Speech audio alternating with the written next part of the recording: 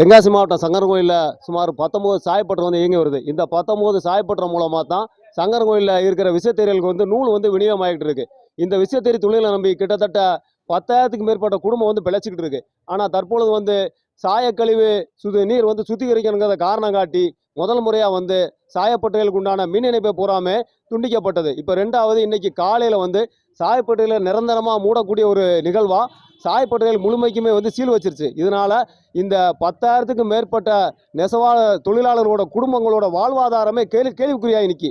இதை எதிர்த்து இன்னைக்கு சங்கரன்கோயில் சுற்றுப்பகுதியில் உள்ள அனைத்து தொழிலாளர்கள் சந்திச்சு ஆதரவு கேட்டு ஒரு மிகப்பெரிய போராட்டம் நடத்துறதுக்காண்டி இன்னைக்கு நாங்கள் தொழிலாளர்கள் எல்லாமே வந்து நாங்கள் கூட்டி போய்கிட்டு இருக்கோம்.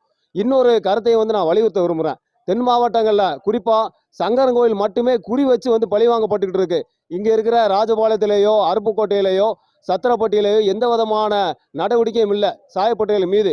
குறிப்பாக வந்து சங்கரன்கோயில் மட்டுமே வந்து பாதிக்கப்பட்டுக்கிட்டு இருக்கு. இன்னைக்கு சங்கரன்கோயில் மட்டுமே வந்து டார்கெட் பண்ணிக்கிட்டு இருக்காங்க. இந்த நிலைமை வந்து மாறணும். அரசு உடனடியாக தமிழ்நாட்டில் 18 மாவட்டங்களில் விசைத்தறி தொழில் இருக்கு. அனைத்து இடங்கள்லையுமே வந்து இந்த சாயப்பட்டறைகள் வந்து இயங்கிக்கிட்டு இருக்கு. உடனே முத்தரப்பு ஒரு குழு வந்து ஏற்படுத்தி இந்த விசைத்தறி சாயக்கழிவு நீர் பிரச்சனைக்கு வந்து ஒரு சுமூகமான முடிவு வந்து கொண்டு வரணும்னு சொல்லி நாங்கள் கேட்டுக்கிறோம்.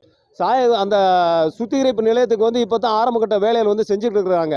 ஆனால் எந்த வேலைகள் நடக்கிறா இருந்தாலும் எங்களுக்கு வந்து ஒரு 6 மாத கால அவகாசம் வந்து கொடுக்கணும்.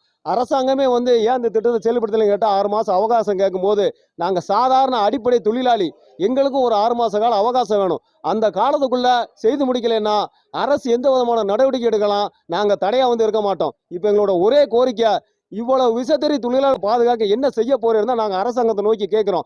அரசு எங்களுக்கு கண்டிப்பாக இதுக்கு பதில் சொல்லியே ஆகணும். கண்டிப்பான போதிய கால அவகாசம் வேணும். அந்த நேரத்துக்குள்ள செய்து முடிக்கப்படலைன்னா அதுக்கப்புறம் அரசு என்ன முடிவு எடுத்தாலும் தொழிலாளர் நாங்கள் தலையிட மாட்டோம். ஆனால் இப்போ முழுமையாக நிப்பாட்டிட்டாங்கன்னா முழு பாதிப்பு வந்து இந்த விசைத்தறி தொழிலாளர்களுக்கும் இதை சார்ந்தவர்களுக்கு தான். விசைத்தறி வந்து இயங்கலை. இன்னைக்கு சங்கரன்கோயிலில் எந்த விசைத்தறியுமே இயங்கலை.